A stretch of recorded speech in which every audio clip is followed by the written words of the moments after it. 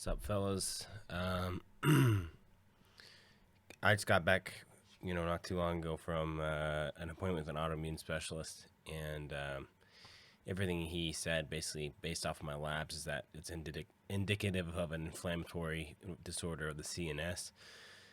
Every question I asked him, he was like, it points to inflammation of the central nervous system, which is what I've been screaming from the mountaintops since 13 months ago. It's 13 long, painful months. You might notice I have a bit less hair. I shaved it all off yesterday. Excuse me, I'm getting over the flu too, which also fucking sucked.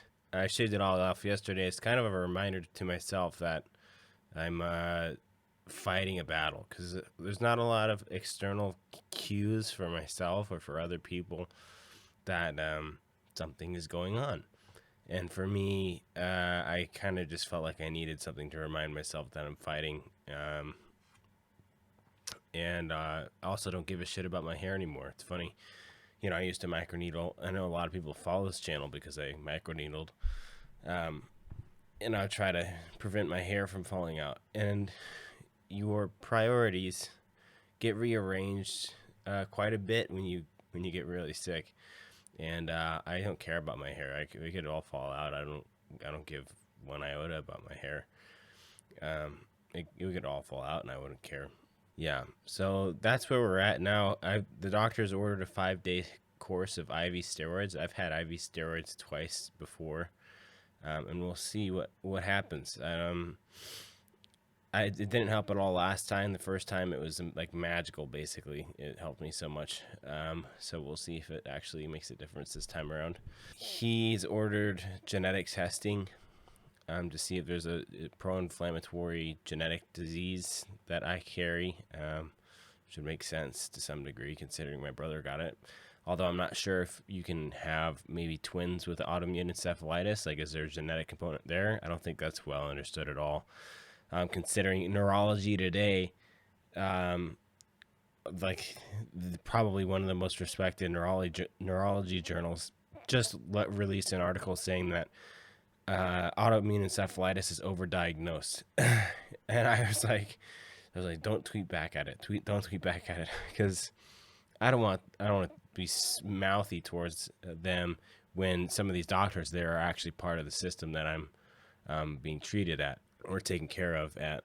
And but it was saying that autoimmune encephalitis is often misdiagnosed. And what they meant by that is autoimmune encephalitis is often misdiagnosed in the sense that they diagnose a patient with autoimmune encephalitis when in reality they actually have a psychological disorder, they have functional neurological disease, they have these other diseases.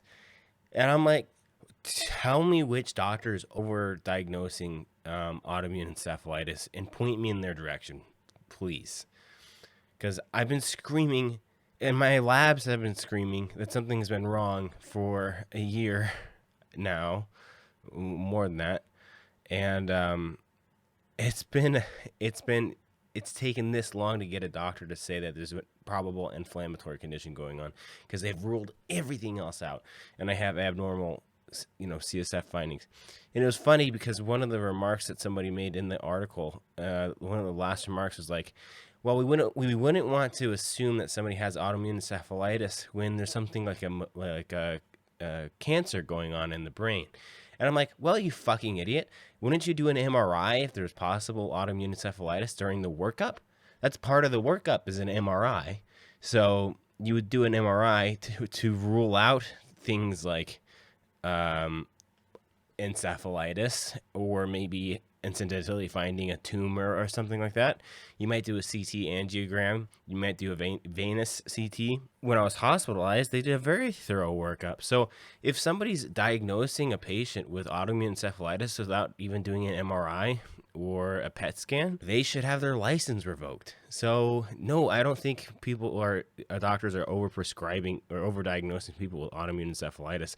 If they are, I don't know where the fuck they live. I don't think they're in the States.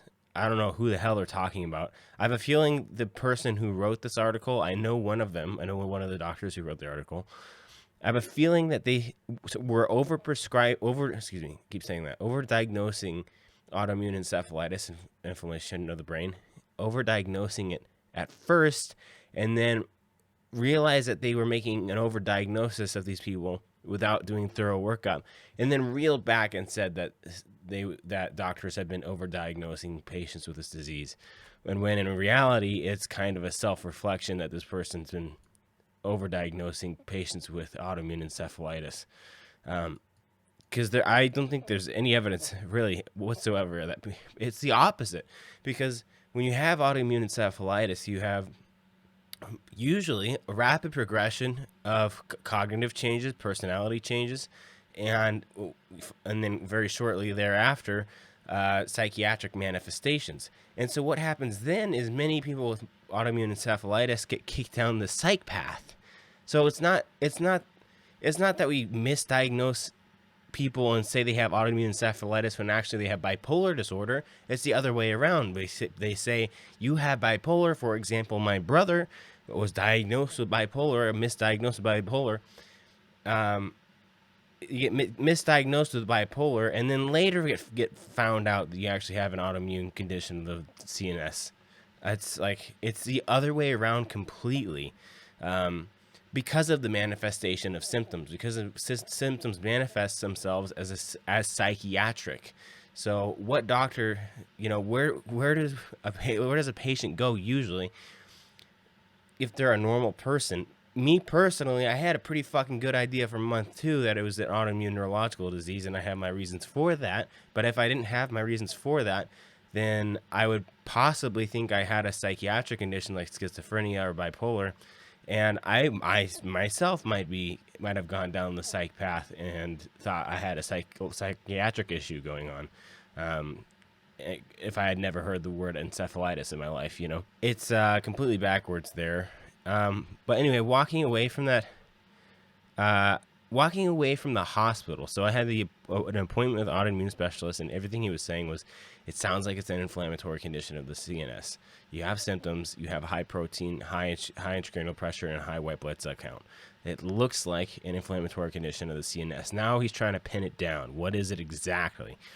And, I'm kind of like, let's get this thing over with. And he's trying to round out the picture. So we kind of, we're different in our approach in that way, but I'm going to let him be a doctor, right? Because he showed me respect. He showed me validation, all these things that I think were great. And so I'm not going to disrespect him by demanding treatments and things like that. So I'm going to let him do his job and round out the picture, despite the fact that I'm suffering.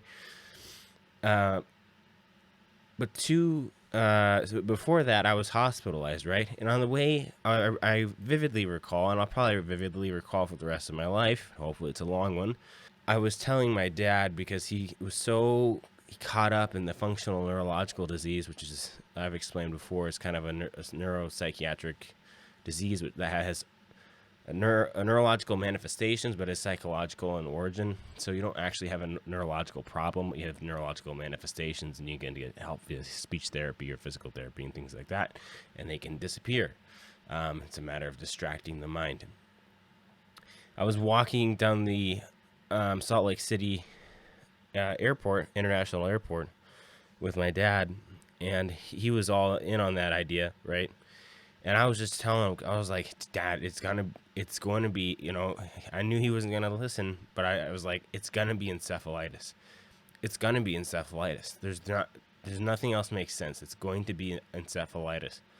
And then we see this doctor, and he's saying it's encephalitis. It sounds like it's encephalitis. It looks like it's encephalitis. It looks like it's an inflammatory condition of the brain. An inflammatory condition of the brain is a soft way of saying encephalitis, because that's what encephalitis is. It's an inflammation of the brain. So now I don't know. I have no idea where my father stands on this subject. Do I care to find out? I don't really know. He's been all over the fucking board since this started, and he's like instability personified. And so engaging with him on the subject, he'd probably say something like, Well, you went to an autoimmune specialist. What are you going to expect? Of course he's going to say it's autoimmune. He'd probably say something like that. And so I don't know if I want to breach that barrier, but we'll see. I haven't had a therapist appointment in 3 or 4 weeks now because he's been in Maui. A lucky fucker. I love that guy, though. He's a good therapist. He's a good guy. Rare find. In the meantime, okay, so I'm getting steroids, 5-day course. This channel is a TRT channel to some degree, but it's also a whatever I fucking want channel. So I might bring you along for the 5-day course of steroids, just so you can see what it's like. It's a doozy. The first couple days are kind of fun because it gets you really wired, but then the last 3 days are probably gonna suck. That's my prediction. And then genetic testing is going to come back, and I got an appointment with a specialist again on the 28th of this month, which will be February 28th, 2022.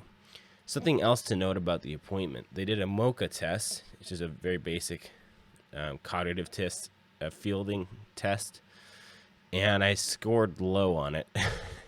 It's just kind of embarrassing.